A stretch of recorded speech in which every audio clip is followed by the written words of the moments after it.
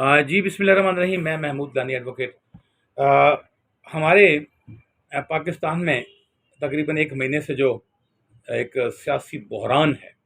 जो आइनी बहरान है, वो बढ़ता ही चला जा रहा है। एक तरफ एक गैर आइनी इलेक्शन जो है वो डिप्टी स्पीकर मज़ारी ने करवाया, और उसके सिले में एक हमजा शहबाज जो हैं, शहबाज शरीफ के बेटे, उनको जो वज़ीर-ए-आला जो है वो जितवा दिया। तो और वहाँ पे कितनी लड़ाई भी हुई और सारा मामला जो हुआ। और दूसरी तरफ जो है कोर्ट्स जो हैं, हमारी अदालतें अदालतें जो हैं वो लोगों के हकूक़ की महफ़ूज़ होती हैं, लेकिन बड़े अफसोस से कहना पड़ रहा है कि हमारे जो पाकिस्तान में है, जो हमारी कोर्ट्स हैं, इनका जो नंबर है 130 ममालिक में से 127 नंबर पे है, यानी कि नीचे से ये तीसरे नंबर पे हैं। और एक जो पिटीशन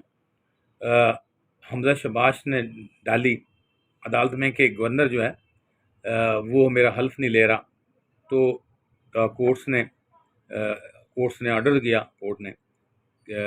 गवर्नर को। तो गवर्नर ने कहा कि मैं कोई पोस्ट ऑफिस, मेरा ऑफिस नहीं है कि मैं जो भी आए कागज उस पर ठप्पा लगा के तो उस पर साइन करता जाऊँ। तो उसके बाद फिर जो कोर्ट ने दूसरी पिटीशन पे सदर पाकिस्तान को हुक्म किया, लेकिन सदर पाकिस्तान भी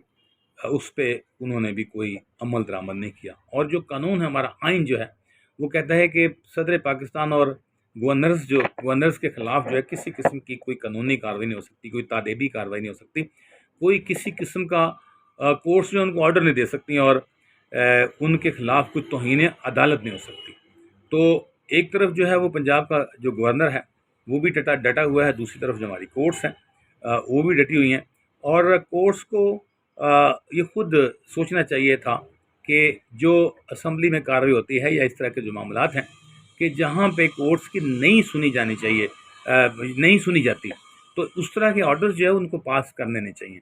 जो एक कल ऑर्डर पास हुआ कि हमजा शहबाज के बारे में, कि हमजा शहबाज को ओथ लेने के लिए जो स्पीकर कौमी असम्बली हैं, उसको यहाँ के हाई कोर्ट के एक जज ने ऑर्डर किया, और उसी रात को ही गवर्नर पंजाब ने नोटिफिकेशन जारी कर दिया कि जो बुज़दार हैं, उस्मान बुज़दार, उनका इस्तीफ़ा जो है वो नामंजूर किया जाता है, क्योंकि वो इस्तीफ़ा आइनी तौर पर ठीक नहीं, कानूनी तौर पर ठीक नहीं, क्योंकि वो जो इस्तीफ़ा है गवर्नर की बजाय वज़ीर आज़म पाकिस्तान इमरान खान के नाम लिखा गया, और अपने हाथ से भी नहीं लिखा गया। तो जो कानून है वो यही कहता है कि कोई भी जो वज़ीर-ए-आला अगर इस्तीफ़ा देता है तो वो अपने हाथ से लिखेगा, अपनी हैंड राइटिंग से लिखेगा, उसमें कोई ड्राफ्ट या कोई किसी किस्म का कंप्यूटर पे कंपोजिंग या इस तरह का नहीं होगा। वो अपने हाथ से लिखेगा सारी तहरीर, और उसके ऊपर फिर खुद अपने साइन करेगा, और फिर वो सबमिट करेगा। अगर वो वज़ीर-ए-आला है तो वो गवर्नर को करेगा, अपने मुतल्लिका गवर्नर को। अगर वो कोई सूबाई कोई कौमी असम्बली का मामला है तो वो सदर पाकिस्तान को जो है वो एड्रेस करेंगे। तो इस मामले में जो गवर्नर का कहना है कि जो उस्मान बुज़दार है, क्योंकि उसने अपने हाथ से नहीं लिखा, और जो इस्तीफ़ा है ये दिया भी गवर्नर के नाम पे नहीं दिया गया, ये जो वज़ीर आज़म पाकिस्तान है इमरान खान के नाम पे लिखा गया, तो ये आइनी तौर पे ये गलत था। और उन्होंने कहा कि अगर इस्तीफ़ा मुझे दिया ही नहीं गया, यानी कि गवर्नर को दिया ही नहीं गया, तो उसको एक्सेप्ट कैसे किया जाए। तो फिर उन्होंने उनकी कैबिनेट भी बहाल कर दी, वज़ीर आला को भी बहाल कर दिया नोटिफिकेशन जारी करके। तो दूसरे दिन फिर सुबह जो है वो पता नहीं कि इसके जो हमारी मशीनरी है, जो ब्यूरोक्रेसी है, उसको कौन चला रहा है। जो वज़ीर आला है वो तो बुज़दार हैं, लेकिन जो मशीनरी है गवर्नमेंट की, उसको कोई और ही पीछे से उसकी डोरें हिला रहा है। तो वो जो गवर्नर ने कहा कि ये मेरा घर है, कोई यहाँ पे नहीं आ सकता। और सुना है कि जो खबरें भी आ रही हैं कि जो